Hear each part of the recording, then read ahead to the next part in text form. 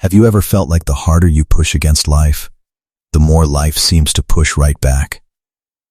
Like you're gripping the steering wheel so tightly your knuckles turn white, yet somehow the car keeps drifting off the road. That quiet resistance you feel, that weight pressing down on every decision, every effort, every desperate attempt to make things work, is not a sign that you're failing. It's a signal that something much deeper is trying to get your attention.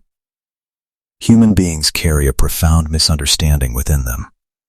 We grow up absorbing the belief that if something isn't working, we simply haven't tried hard enough. If a relationship is fracturing, we lean in harder. If a career path stalls, we double our efforts. If an inner restlessness surfaces, we fill the silence with action.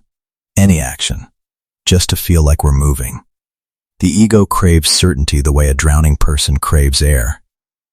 It wants to believe that as long as it's doing something, it remains in control. But there exists beneath the surface of conscious thought, beneath the endless planning and strategizing and forcing, a deeper intelligence. Carl Jung called it the self. Ancient traditions called it the voice of God, the guiding hand, the wisdom that operates not through control, but through quiet alignment. And when you move against this deeper current, life doesn't punish you. It simply slows you down. Plans crumble. Energy drains. Opportunities that once seemed inevitable vanish into thin air. Today, we're going to explore something that might challenge everything you've been taught about success, effort, and direction. We'll uncover why sometimes the most powerful thing you can do is nothing at all. Why the moments when everything falls apart might actually be the moments when something far greater is being assembled. And perhaps most importantly, how to recognize when life is trying to guide you somewhere your ego would never dare to go. 1. The illusion of constant motion. Let me tell you about a woman named Elena. To everyone who knew her, Elena was the picture of ambition. She woke at 5 a.m. every morning, maintained a color-coded calendar that stretched months into the future, and approached every challenge with a ferocious determination that made others feel lazy by comparison. If her business hit a rough patch, she threw herself into new marketing strategies. If a friendship felt distant, she planned elaborate gatherings to reconnect. If anxiety crept in during quiet moments, she immediately signed up for another course, another certification, another project. One evening, after a particularly grueling week, Elena sat in her car in the driveway and simply could not bring herself to go inside. The engine was off. The night was silent. And in that stillness, something she had been avoiding for years finally surfaced. She whispered to herself, almost inaudibly, "I'm terrified of what happens when I stop." That confession is more common than most people realize. We fill our lives with motion, not because motion is necessary, but because stillness terrifies us. The ego equates activity with safety. As long as we're doing something, we can convince ourselves we're in control. But what Jung understood, what he spent a lifetime articulating, is that this constant motion is often nothing more than a sophisticated form of avoidance. He once wrote, and I want you to really sit with this, "People will do anything, no matter how absurd, to avoid facing their own souls." Think about the weight of that statement. We will destroy relationships, exhaust our bodies, chase goals that mean nothing to us, fill every waking moment with noise and distraction, all to avoid the one thing that might actually heal us. The silence, the stillness, the uncomfortable confrontation with what's truly happening beneath the surface. Here's a question worth asking yourself. How much of what you're doing right now is actually necessary? And how much of it is just a way to avoid the quiet? Imagine your inner life as a body of water. When you're constantly stirring it with action, anxiety, and control, the surface becomes turbulent. You can't see what's beneath. The harder you stir, the cloudier everything becomes. But when you allow the surface to settle, when you stop paddling frantically, something remarkable happens. The water clears, and there, in the depths, you begin to see shapes you never noticed before. Currents you didn't know existed. A direction that was always there, waiting for you to stop fighting long enough to perceive it. Jung believed that beneath the ego's frantic activity lies something far wiser. The psyche, the whole of who you are, not just the part that makes plans and sets goals, contains a kind of intelligence that the conscious mind cannot manufacture.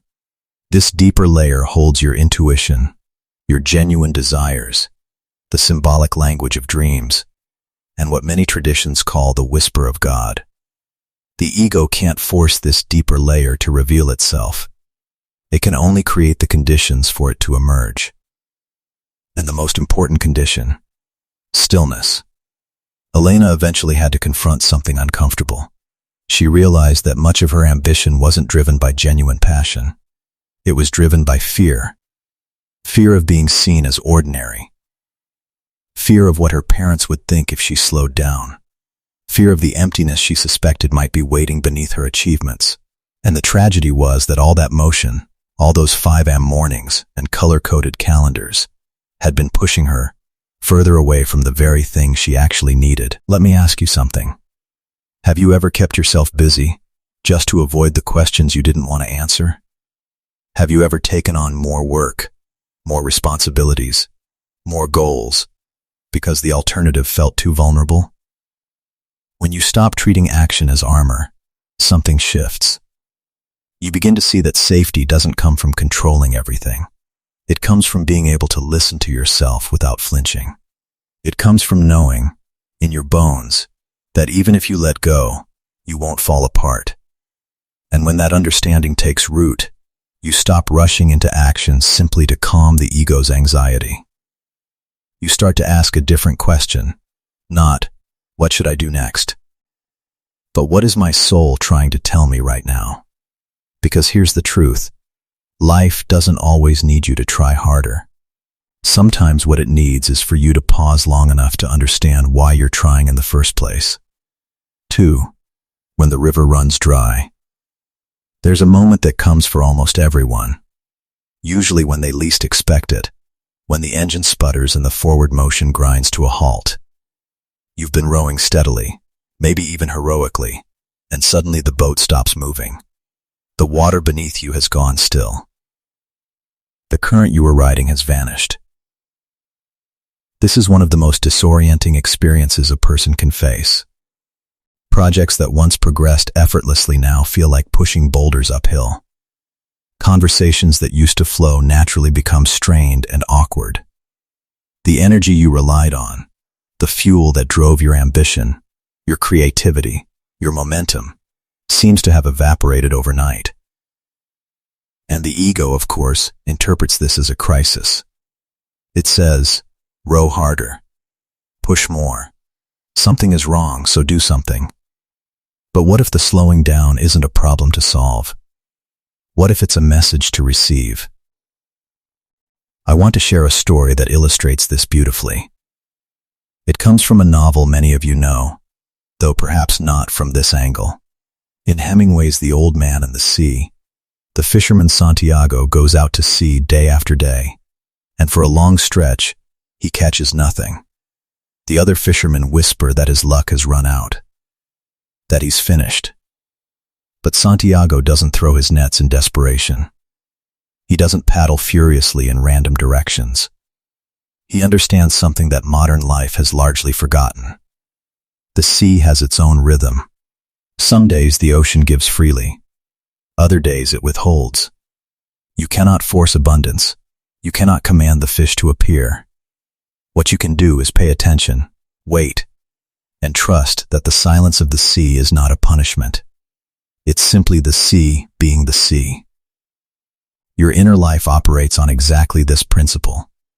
There are seasons when energy flows naturally. You take a step, and an opportunity opens. You make an effort, and results appear almost effortlessly. But there are also seasons when the flow stops, when the river runs dry, when the fish are simply not there. And in those seasons, the ego's insistence on forcing forward movement is not only useless, it's harmful. Jung wrote something that illuminates this beautifully.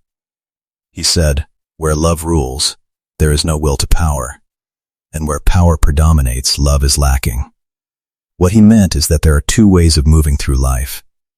One is driven by the will to control, to dominate, to force outcomes.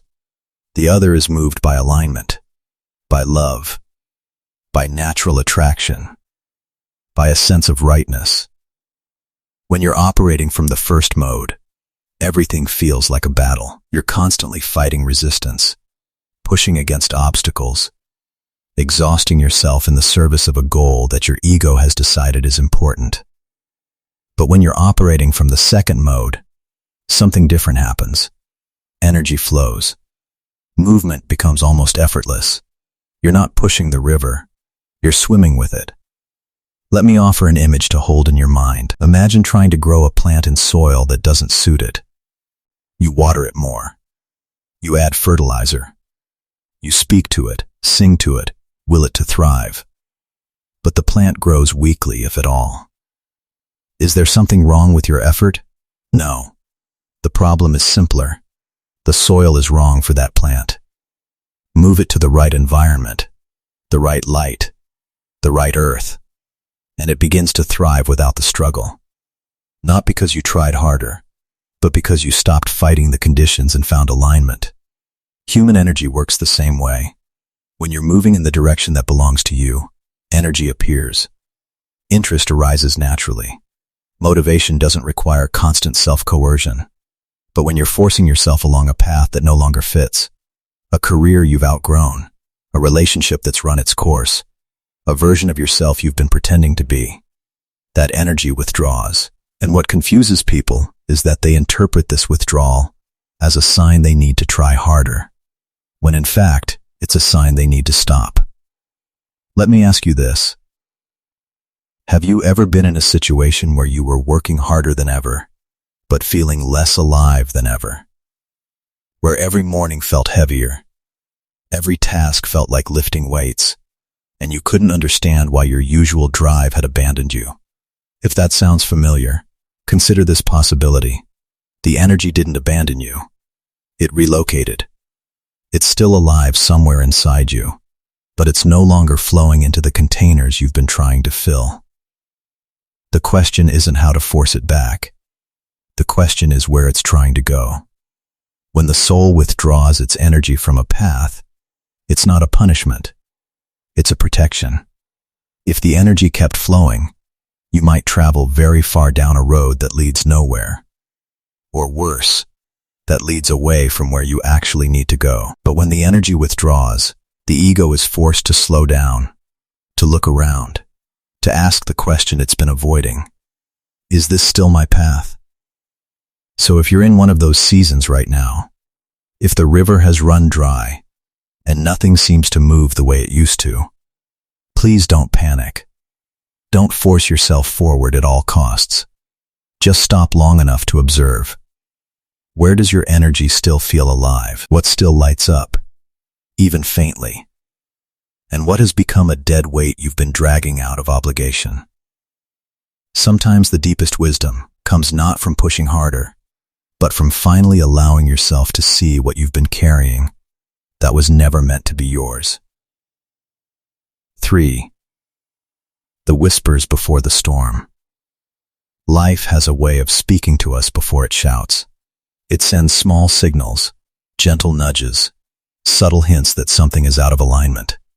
But most of us are so busy, so distracted, so committed to our plans that we don't notice these whispers. Or we notice them and immediately explain them away. I'm just tired. It's just stress. It will pass. Here's the problem. When the whispers are ignored, they become louder. And when the louder signals are still ignored, the unconscious eventually has no choice but to force a stop. I remember reading a comment on a channel like this that has stayed with me for years. A man wrote, "I worked at the same company for 11 years. For the last 3, I woke up every morning with a weight on my chest. I thought I just needed a vacation. So I worked harder to earn the promotion that would make the vacation possible. Then the headaches started. Then the insomnia. Then the panic attacks. By the time my body finally collapsed, I had already known for 2 years that I needed to leave. I just didn't want to admit it. This is not an unusual story. It's actually closer to the norm than we like to acknowledge. The psyche sends its warnings, and we override them with willpower. The body sends its signals, and we medicate them into silence. And then one day, the system breaks down in a way we can't ignore. Jung understood this pattern intimately. He said, "One does not become enlightened by imagining figures of light, but by making the darkness conscious." What he meant is that we can't heal what we refuse to see. We can't redirect what we refuse to acknowledge. The darkness, the fatigue, the discomfort, the vague sense that something is wrong, isn't the enemy. It's the messenger. And if you shoot the messenger often enough, the message doesn't disappear. It just finds more dramatic ways to arrive. Let me give you an image to hold. Think of a car's dashboard. When the engine starts to overheat, a small light comes on. If you notice it, you can pull over, check the coolant, prevent the problem from escalating. But if you ignore the light, if you convince yourself it's nothing, cover it with tape, keep driving, eventually the engine seizes. The car stops. What was a minor issue becomes a major breakdown, not because the car wanted to punish you, but because you ignored the signals it was giving you. Your inner life operates the same way. The first signal is a feeling, a subtle discomfort, a loss of enthusiasm, a sense that something isn't right. If you ignore that, the signal becomes louder, persistent fatigue, irritability, a growing sense of meaninglessness. If you ignore that, the unconscious escalates further. Relationships begin to strain, health issues appear, plans collapse. Eventually, if you still won't listen, life creates something that forces your attention completely. Now, here's what's important to understand. The unconscious doesn't do this to punish you. It does it to bring you back to yourself. The psyche has a natural drive toward wholeness, toward alignment with your deepest nature. When the ego pulls too far in one direction, when it forces you to live a life that doesn't belong to you, the unconscious pushes back, not with cruelty, but with a kind of fierce compassion. It's saying, "I will not let you become a stranger to yourself." So here's a question to sit with. What have you been ignoring? What small signal has been appearing in your life? A feeling, a recurring thought, a sense of heaviness that you keep explaining away. And what might happen if, instead of ignoring it, you simply sat with it long enough to hear what it's trying to tell you? Many people wait for the crisis before they change. They wait for the relationship to end, the job to disappear, the health to fail. And then, in the aftermath, they say, "I should have listened sooner." But you don't have to wait for the crash. You can begin, right now, to pay attention to the whispers. You can learn to recognize when your soul is trying to communicate with you before it has to shout. The skill is simple, though not easy. It's the ability to pause when you feel that subtle discomfort, that vague unease, that sense that something is off. Instead of immediately reaching for a distraction, you sit with it. You ask, "What is this? What are you trying to show me?" And you listen without judging, without fixing, without running. Because here's the truth. The soul is always speaking. The question is whether you're listening before it has to scream. 4. The necessary collapse. There comes a moment in many lives when the whispers, ignored long enough, finally become a crash. A job ends unexpectedly. A relationship falls apart. A plan that seemed carved in stone dissolves overnight. To the ego, this is devastation, loss, failure. Everything you built, everything you believed in, suddenly gone. But what if, just what if, That collapse is not the end of your story. What if it's the beginning of something you couldn't have reached any other way? Jung knew something about this that modern culture desperately needs to hear. He wrote, "There is no coming to consciousness without pain." Let me say that again. There is no coming to consciousness without pain. Not because pain is good in itself, but because the structures the ego builds, the identities, the plans, the stories we tell ourselves about who we are and what we need, are so strong that they rarely dissolve without a fight. The ego clings to the familiar. It will stay in a dead relationship, a meaningless job, a life that's slowly suffocating it, because the known feels safer than the unknown. So sometimes, life has to dismantle what we've built before we can see what we actually need to build. There's an ancient symbol that captures this perfectly. The phoenix. You've heard the story. A bird that lives for centuries, then builds a nest, sets itself on fire, and rises from the ashes renewed. To the rational mind, this sounds like destruction. But the ancient people who told this story weren't describing death. They were describing transformation. The old form must be consumed, because it can no longer contain the life that wants to emerge. This isn't just mythology. Neuroscience shows us something similar. When you learn something new, when you genuinely change a pattern of thought or behavior, the brain doesn't just add new connections. It has to weaken old ones. The neural pathways that have been reinforced for years, sometimes decades, must be dismantled before new ones can be built. Change isn't addition. It's death and rebirth, happening at the level of your biology. Your psychological life operates the same way.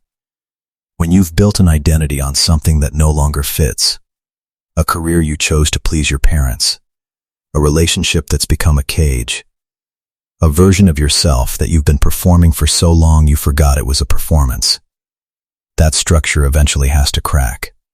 Not because life is cruel, but because the self that lives beneath that structure is trying to be born. Let me ask you something. Think of a time when something in your life fell apart. A job you loved, a relationship you thought was forever, a plan you had invested everything in. Now looking back, can you see something that you couldn't see at the time? Did that collapse open a door that would have stayed closed otherwise? Did it lead you somewhere your old path never could have taken you? I've talked to hundreds of people about moments like these. Almost without exception, when they look back on their greatest crises, they see something surprising. They see that the collapse wasn't random. It was precise.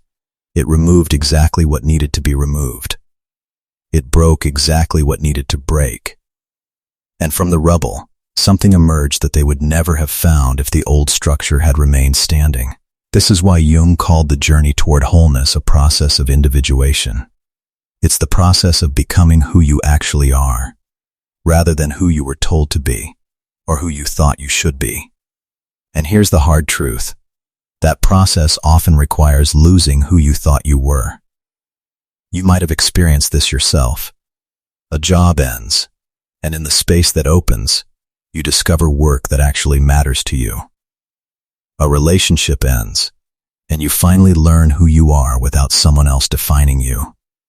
A plan collapses, and you realize that the plan was never yours. It was just something you were supposed to want. If you're in the middle of a collapse right now, if something important in your life is crumbling, and you don't know what will survive, I want you to hear this. The collapse is not the end. It's the transition. It's the dismantling that makes room for something that couldn't have existed otherwise. Just as a seed must break open before a sprout can emerge, some structures in life must dissolve before something new can grow. And sometimes, many people find this to be true. When they look back on the whole process, they begin to sense that the dismantling wasn't random. It felt guided. It felt as though something was clearing the way, removing the obstacles, preparing the ground. Not because life was punishing them, but because life was preparing them for what was coming next. 5. Synchronicity and the hidden hand.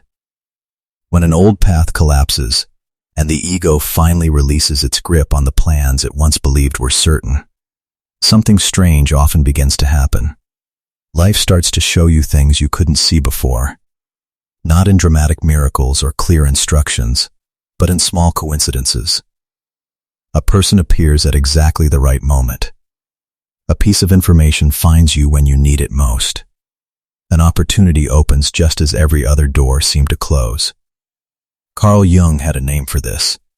He called it synchronicity, meaningful coincidence, not random chance, but events that carry a significance that feels personal, directed, almost like a conversation between your inner world and the world around you. Jung wrote, "Synchronicity is an ever-present reality for those who have eyes to see." What he meant is that these meaningful connections are happening all the time. But most people don't notice them. They're too busy, too distracted, too locked into their plans to see the patterns forming around them.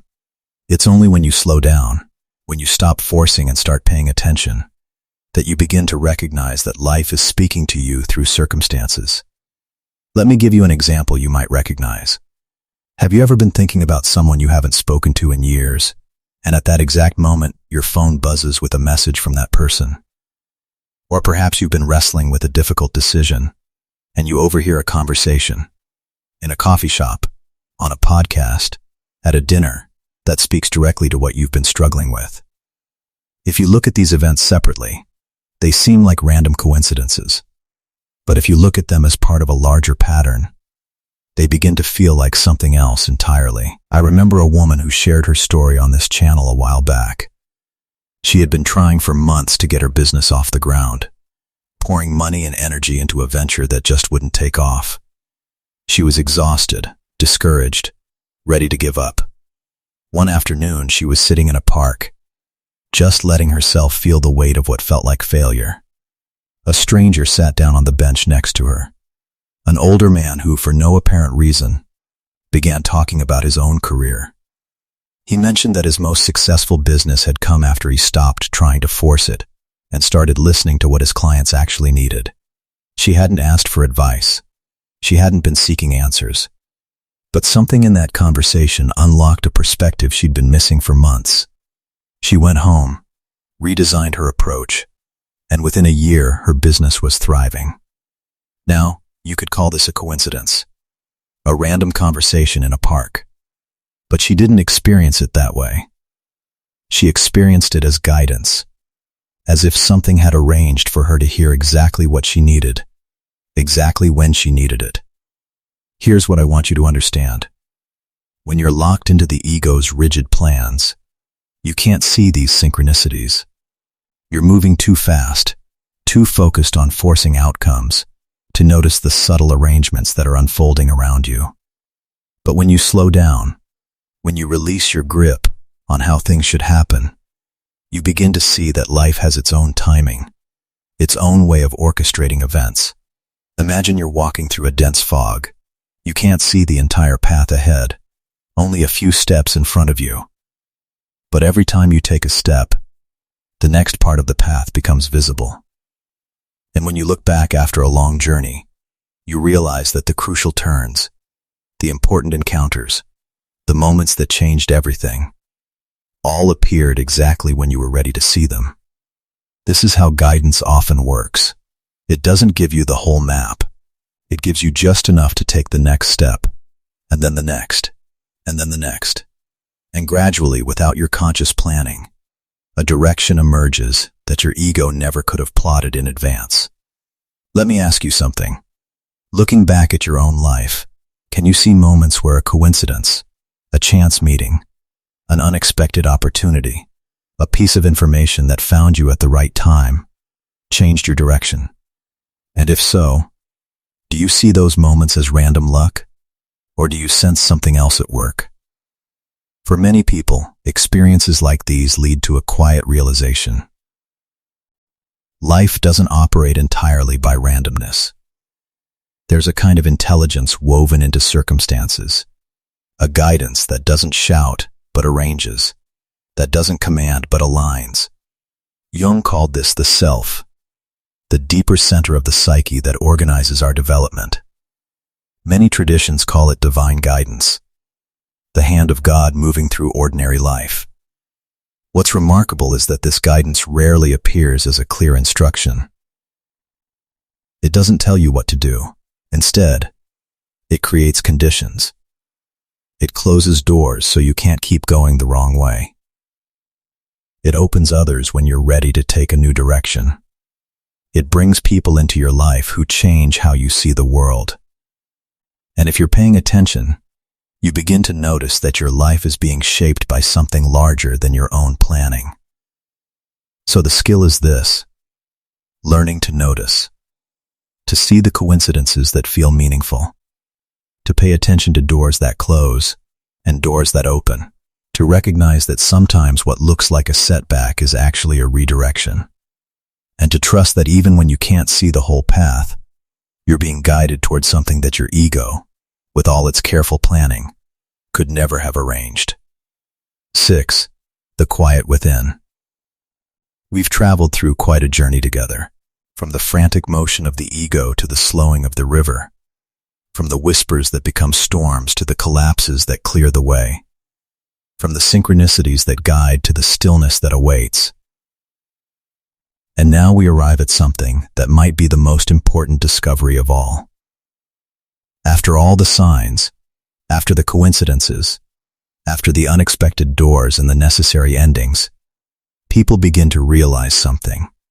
The clearest sign that you're moving in the right direction isn't found in external circumstances. It's not success or recognition or results you can measure. The deepest sign appears in a much quieter place, the inner state of your own soul. Jung wrote something that captures this beautifully. The privilege of a lifetime is to become who you truly are. And when a person begins to move closer to that true self, something subtle shifts inside. Not fireworks, not ecstatic revelation, something quieter. A sense of peace you might not have experienced before. A feeling of rightness that doesn't depend on everything going perfectly. Let me tell you about a man I once knew. His name was David, and from the outside, his life looked successful. He had a good job, a nice apartment, friends who respected him. But when you spent time with him, you felt something beneath the surface. A tension, a restlessness, a sense that he was performing a version of himself rather than simply being. David came to a point where he had to make a choice. He could continue on the path he was on, stable, respected, increasingly empty, or he could follow something he'd been ignoring for years. A love of teaching, a pull toward working with young people who had lost their way, a calling that didn't make sense on paper but that lit something in him whenever he let himself imagine it. He chose the path that didn't make sense, and in the months that followed, his income dropped, his social status shifted, his life became less comfortable in many ways. But something else happened. The tension he'd been carrying for years began to dissolve. The restlessness quieted. The performance ended, and what emerged was simply him, more present, more grounded, more alive than he could ever remember being. When I asked him how he knew he'd made the right choice, he didn't talk about external results. He said, "For the first time in my adult life, when I wake up in the morning, there's nothing I'm running from. I'm just here. And it's enough. That's what I'm pointing to. Not a life without difficulty." David's new path had plenty of challenges, but the inner experience was completely different. Instead of pushing against life, he was moving with it. Instead of trying to become someone he thought he should be, he was finally allowing himself to be who he actually was. Here's an image that might help. Think about wearing shoes that fit perfectly. When the shoes are the wrong size, every step is uncomfortable, even if you keep walking. But when the shoes truly fit, you don't think about them. You simply walk. Your inner life is like that. When you're moving away from your true path, there's a subtle friction, a constant low-level discomfort. But when you're moving toward what actually belongs to you, a natural ease begins to appear. Not because life gets easier, but because you stop fighting yourself. Let me ask you a question that matters. When you imagine the choices in front of you, the directions you could go, the decisions you could make, can you feel the difference? Can you sense which paths create a subtle tension in your body, a tightness in your chest, a sense that you're trying to fit into something that doesn't belong to you? And can you sense which paths, even if they're uncertain, even if they don't make perfect sense to the rational mind, create a quiet sense of rightness? This is the deepest form of guidance, not a voice telling you what to do, but a felt sense of alignment, not a clear answer to every question, but a quiet knowing that you're moving in the direction that belongs to you. For many people, this experience carries a spiritual dimension. When they stop forcing and start listening, when they release the ego's grip and trust the deeper current, they begin to feel something else. They feel guided, not by their own plans, but by something larger, something that has been quietly arranging their lives all along, preparing the way, opening and closing doors, leading them toward a wholeness they couldn't have planned, but can recognize when they arrive. Jung understood this. He saw that the journey of individuation, the process of becoming who you truly are, isn't something you accomplish through willpower. It's something you allow. You create space. You pay attention. You stop fighting the current and start trusting it. And gradually, you begin to live from a deeper place. Not from the ego's endless striving, but from the quiet center of your own soul. Conclusion. So let me leave you with this. There's something that people learn, often after years of pushing and striving and trying to force life to cooperate. They learn that the ego's way, control, effort, constant motion, isn't the only way. It's not even the wisest way. There's another way, a quieter way. A way that requires less force and more attention, less planning and more listening, less doing and more being. Life has its own rhythm. There are seasons for action and seasons for waiting, seasons for building and seasons for allowing what was built to fall away, seasons when the current carries you forward and seasons when the river runs dry, so you can finally see what you've been carrying that was never meant to be yours. The people who learn to trust this rhythm, who stop fighting the natural flow of their own lives, find something precious. They find that they don't have to force everything. They find that when they slow down and pay attention, direction emerges. That when they stop trying to become who they think they should be, they begin to discover who they actually are. That when they release their grip on the plans they've been holding so tightly, life reveals plans they could never have imagined. There's a simple truth that lives at the heart of everything we've explored today. You don't have to do it all. You don't have to control it all. You don't have to have all the answers before you take the next step. What you need is something simpler. The willingness to slow down. The courage to listen.